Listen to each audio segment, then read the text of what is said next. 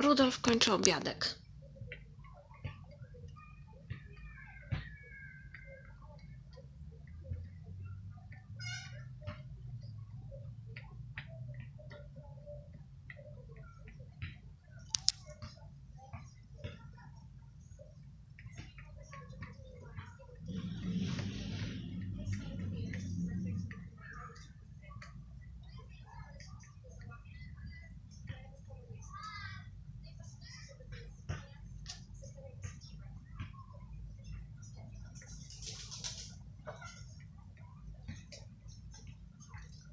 Wreszcie nikt mu nie przeszkadza.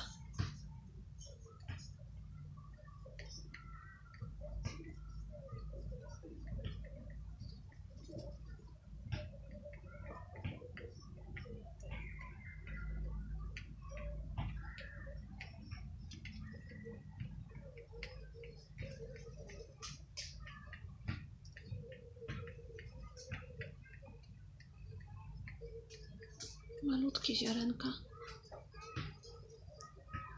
To chcąc nie chcąc musi powoli jeść.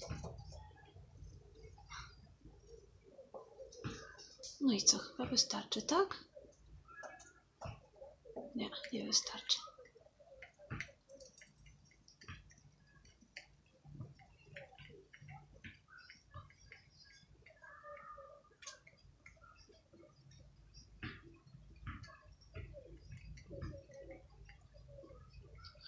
Rudolf, jak tak pojesz tych ziareneczek, to będziesz miał najpiękniejsze piórka na dzielni. Zresztą i tak masz najpiękniejsze piórka na dzielni. Ojej! Zatkał się.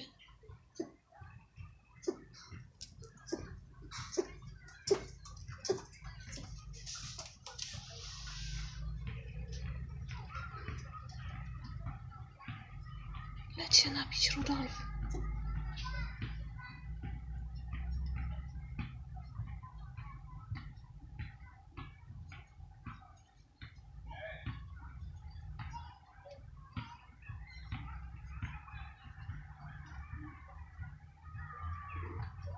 Już dobrze? Leć nad kanałek. Popij sobie.